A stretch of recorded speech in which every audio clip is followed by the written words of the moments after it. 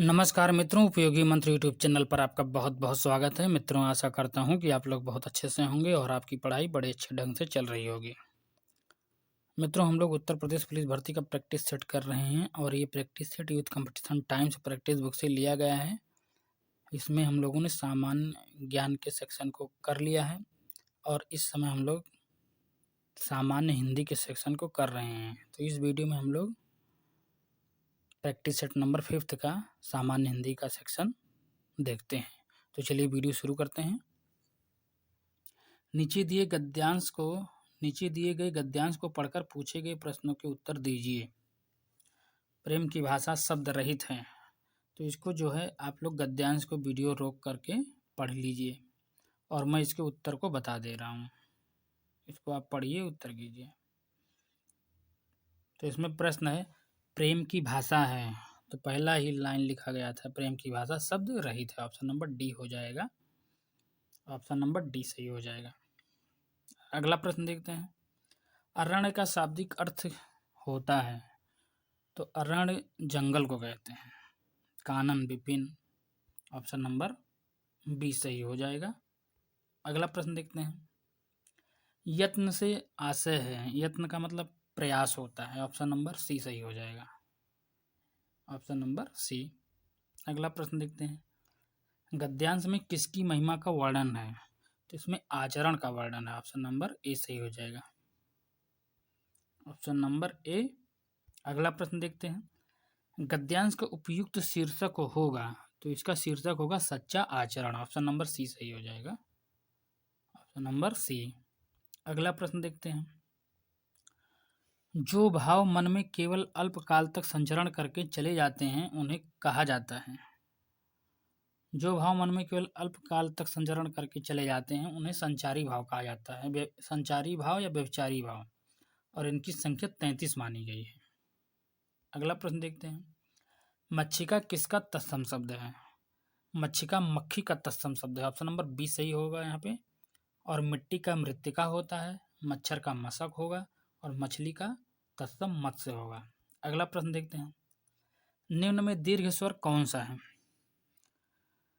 देखिए, मात्रा उच्चारण काल के आधार पर स्वरों को 3 भागों में बांटा गया है। इसको कहते हैं ह्रस्व स्वर, दीर्घ स्वर और प्लुत स्वर। तो जिन स्वरों के उच्चारण में कम समय लगता है उनको ह्रस्व स्वर कहते हैं। जैसे छोटा आ, छोटी ई, उ, ये सब ह्रस्व स्वर हैं।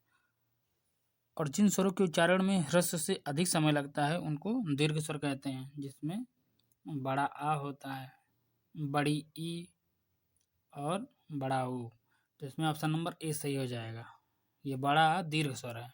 अगला प्रश्न देखते हैं। निम्न में अंतस्थ व्यंजन कौन सा है। तो या रा लावा को अंतस्थ व्यंजन कहते हैं। ऑप्शन नंबर डी सही हो जाएगा। Option number D. अगला प्रश्न देखते हैं। जड़ का विलोम है। जड़ का विलोम चेतन होता है। ऑप्शन नंबर डी सही है। Option number D. जल का थल होगा, मूर्ख का पंडित होगा या विद्वान। अगला प्रश्न देखते हैं। भविष्य में होने वाला के लिए एक शब्द है। तो भविष्य में जो होने वाला है उसके लिए भावी शब्द का प्रयोग किया जाता है। Option number A. विगत मतलब बीता हुआ वर्ष। अगला प्रश्न देखते हैं। अनिल अनल शब्द युग्म का सही अर्थ है। अनिल का मतलब होता है हवा, वायु, और अनल का मतलब होता है अग्नि। तो ऑप्शन नंबर बी सही हो जाएगा यहाँ पे। Option number B. अगला प्रश्न देखते हैं। निम्न में कौन सा शब्द अनेकार्थक है, यानी कि उस शब्द के कई अर्थ निकलते हैं। तो ऑप्शन नंबर डी सही हो जाएगा। इस अर्थ का मतलब होगा धन। इसका अभिप्राय से भी मतलब है, मतलब भी मतलब है अर्थ का। तो ऑप्शन नंबर डी सही हो जाएगा। अगला प्रश्न है। निम्न में वर्तनी की दृष्टि से शुद्ध शब्द है। अधिकार लिखा है जबकि अधिकार होता है, ये ऐसे मात्रा लगेगा। अनुसरण में ये वाला सा होगा। अध्ययन सही लिखा है। Option number C. ये आगामी लिखा है, आगामी होता है जबकि। अगला प्रश्न देखते हैं। निम्न में वर्तनी की दृष्टि से अशुद्ध शब्द है। आनुषंगिक, आध्यात्मिक और दायित्व तो सही लिखे, लेकिन ऐतिहासिक नहीं होता है, ऐतिहासिक होता है। ऐसे ई की जगह ये आएगा। अगला प्रश्न देखते हैं। निम्न में कर्ता कारक का परसर्ग कौन सा है? तो कर्ता कारक का परसर्ग होता है कर्ता ने, ऑप्शन नंबर बी। कर्म को करण से के द्वारा अधिकरण में पर होगा।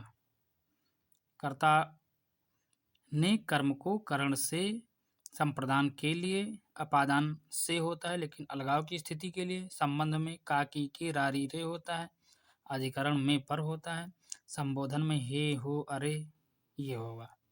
अगला प्रश्न देखते हैं, निम्न में पुल्लिंग शब्द कौन सा है? तो स्त्रीलिंग पुल्लिंग शब्द जो है ये पहचानने को आता है एग्जाम में। नेत्र जो है ये पुल्लिंग शब्द है। दया, प्रार्थना, वायु ये स्त्रीलिंग शब्द हैं। दया आती है, प्रार्थना की जाती है। अगला प्रश्न देखते हैं, निम्न में स्त्रीलिंग शब्द कौन सा है? शोभा स्त्रीलिंग शब्द है। आपके आने से मेरी शोभा बढ़ गई, ऑप्शन नंबर ए। अगला प्रश्न देखते हैं, किसका प्रयोग सदैव एक वचन में होता है, यानी कि बहुवचन नहीं बन सकता उसका, तो प्रत्येक है, ऑप्शन नंबर बी।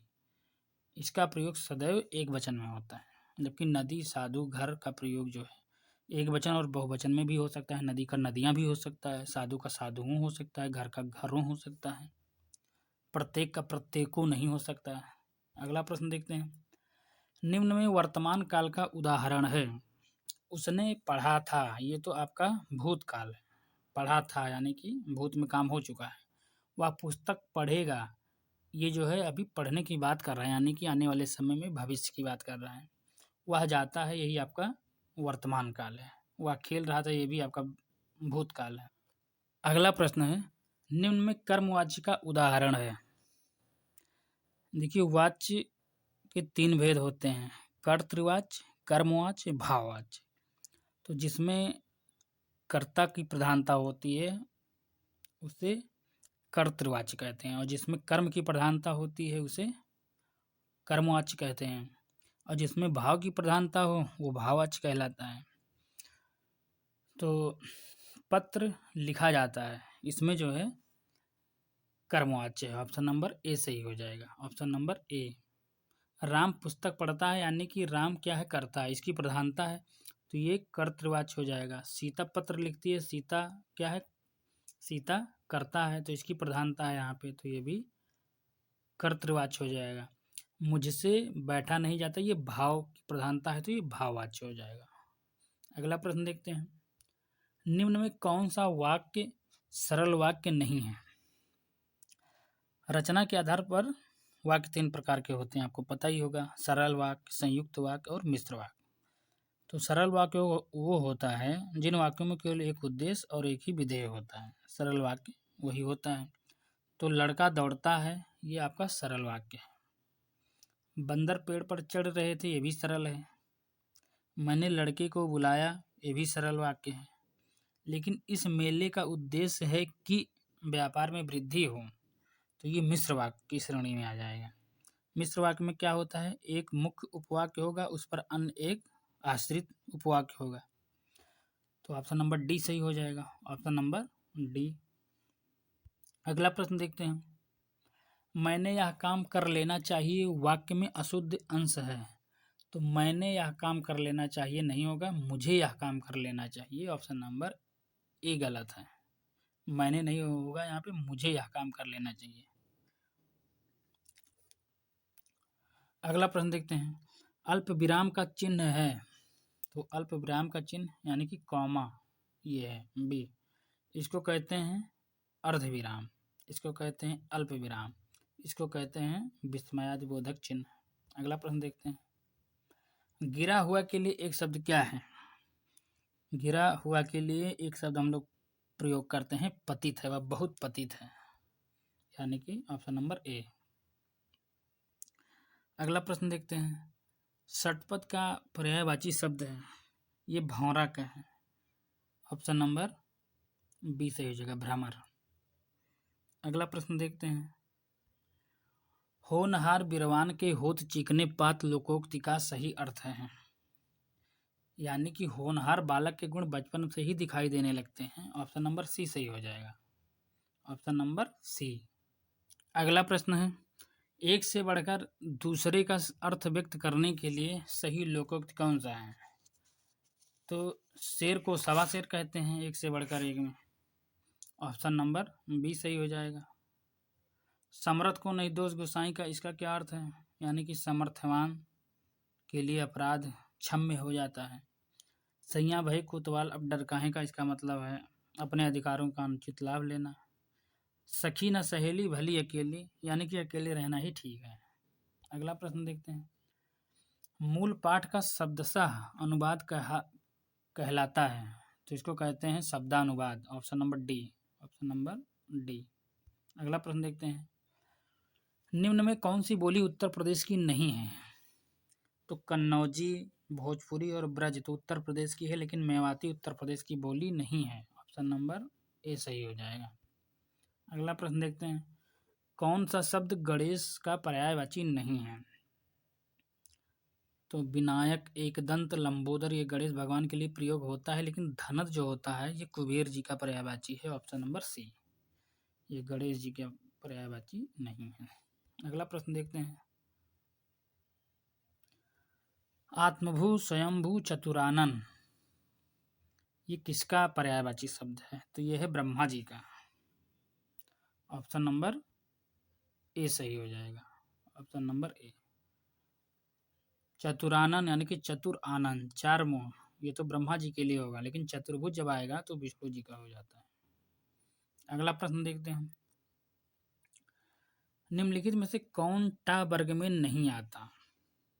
तो टा, ठा, डा, ढा, अड़ा, लेकिन जो है ये धा जो है ऑप्शन नंबर सी, ये ता, था, दा, धा ता वर्ग में आता है। अगला प्रश्न देखते हैं। राम धीरे धीरे पढ़ता है, इस वाक्य में धीरे धीरे शब्द क्या है? देखिए, धीरे धीरे यह है क्रिया विशेषण है, जो क्रिया की विशेषता बताए वो क्रिया विशेषण कहलाता है। तो पढ़ता है ये तो क्रिया है, लेकिन इसकी विशेषता क्या बता रहा है? धीरे धीरे, तो ये क्या है? क्रिया विशेषण। अगला प्रश्न देखते हैं। लड़का दौड़ता है, इस वाक्य में लड़का किस संज्ञा का उदाहरण है? तो लड़का दौड़ता है, लड़का जातिवाचक संज्ञा है। ऑप्शन नंबर बी सही हो जाएगा। Option number B. अगला प्रश्न देखते हैं। निम्नलिखित में से कौन सा शब्द जातिवाचक संज्ञा नहीं है?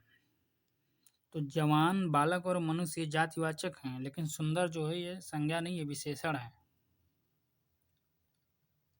गाय बहुत सुंदर है, यानी कि विशेषता बता रहा है, तो ये जातिवाचक या संज्ञा है ही नहीं, ये विशेषण है। अगला प्रश्न देखते हैं। निम्नलिखित में से कौन सा शब्द बहुवचन है? तो प्राण जो है ये हमेशा बहुवचन में प्रयोग होता है। ऑप्शन नंबर सी।